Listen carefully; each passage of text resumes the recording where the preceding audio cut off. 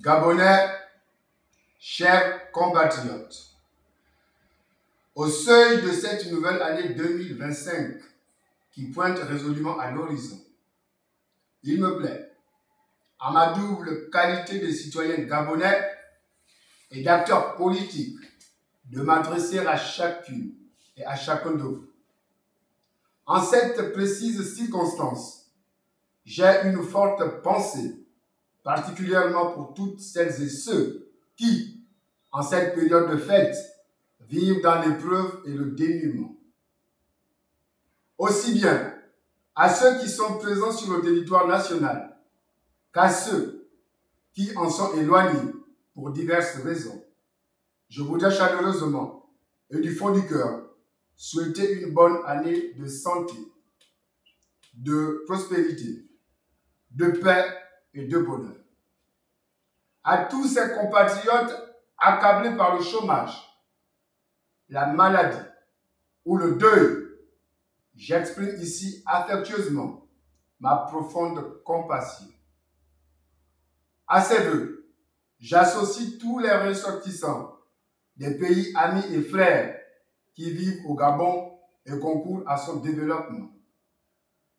Mes chers compatriotes, l'année 2024 qui s'achève aura été sur le plan politique rythmée par l'articulation de la feuille de route du CTRI caractérisée par la matérialisation du dialogue national inclusif, la tenue du référendum constitutionnel qui s'est soldé par une large victoire du oui et la mise en place du comité de rédaction du code électoral en cours. Sur le plan social, de nombreux efforts ont été consentis par le CTRI pour soulager le quotidien des agents publics et réduire le chômage de masse avec la dévalorisation des indemnités aux auxiliaires des commandements, l'octroi de 1200 postes budgétaires au personnel du ministère de la Santé, la création de 1000 postes budgétaires pour les enseignants, l'attribution de 500 postes budgétaires aux professionnels des médias publics, la révalorisation de la subvention de la presse qui désormais passe de 127 millions à 500 millions de francs CFA, mais dont les conditions d'attribution fixées par le ministère de tutelle posent énormément de problèmes. À cela s'ajoutent d'autres actions jugées louables par l'ensemble des Gabonais qu'il n'est point besoin d'énumérer de manière exhaustive ici. Sur le plan économique, le remboursement de 884 milliards de francs CFA de dette publique et la mobilisation de 739 milliards de francs CFA lors du Forum France-Gabon, le rachat anticipé de l'Eurobond 2025, soit 180 milliards de francs CFA, témoigne d'une volonté manifeste d'épuration de la dette publique de l'État. La création de Fly Gabon Holding marque le retour historique d'une compagnie aérienne nationale après 18 ans d'absence. Toutefois, en ma qualité d'acteur politique engagé et attaché aux valeurs démocratiques, je ne puis laisser sous silence, disais-je, les insuffisances qui persistent et demeurent en cette séquence transitionnelle. La vie chère continue malheureusement d'accabler nos populations, et ce, malgré des mesures sanitaires prises par le CTRI. La situation de nos étudiants à l'étranger reste précaire, avec plus de 200 boursiers, j'arrive, menacés d'expulsion en Turquie et en Russie. Les coupures intempestives de la plus belle femme du Gabon, j'ai cité, Dame SEG, demeure un fléau quotidien qui accable la vie des paisibles citoyens. Les scandales de détournement de fonds publics à la GOC et à la CNAM-GS nous rappellent que la lutte contre la corruption doit se poursuivre sans relâche. 150 000 demandeurs d'emploi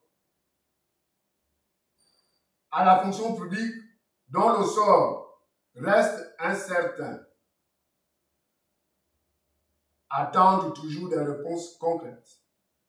Plus grave encore, la montée de l'insécurité manifeste avec les enlèvements et disparitions d'enfants récurrents, ainsi que les dérives des forces de l'ordre et de défense de notre cher pays, prennent des allures inquiétantes avec des cas de sévices corporels et de décès sous torture, qui sont incapables, inacceptables tant pour moi, et contraires aux valeurs de notre transition et du respect des droits de l'homme. Aussi, saisis cette occasion pour exhorter les plus hautes autorités du pays, en tête desquelles le général de brigade Brice Clotaire Oligui Nguema, la mise en place d'une commission d'enquête indépendante pour faire toute la lumière sur les réelles conditions qui ont conduit à la mort du compatriote Yohan Bunda. Plus jamais ça, plus jamais ça. La révision unilatérale de la liste électorale par le ministère de l'Intérieur constitue une violation flagrante de la loi numéro 07/96 du 12 mars 1996 qui menace le processus démocratique que nous construisons. Comment peut-on entreprendre la révision de la liste électorale quand le code électoral est en cours d'élaboration? N'est-ce pas là une aberration? C'est pourquoi il me semble judicieux qu'en 2025, nous redoublions collectivement plus d'efforts pour corriger ces insuffisances, car la transition ne peut réussir que si, et seulement si, elle répond aux aspirations profondes du peuple gabonais souverain dans le strict respect de la démocratie participative, de la justice sociale, de la sécurité et de notre dignité retrouvée. À l'aube de cette nouvelle année, je formule donc le vœu de voir prospérer un Gabon plus juste, plus démocratique et plus prospère pour tous, et appelle solennellement à l'anticipation de l'élection présidentielle devant se tenir cette année 2025 dans un délai temporel raisonnable. À toutes et à tous, bonne année 2025, vive le Gabon, vive la République, que Dieu bénisse le Gabon.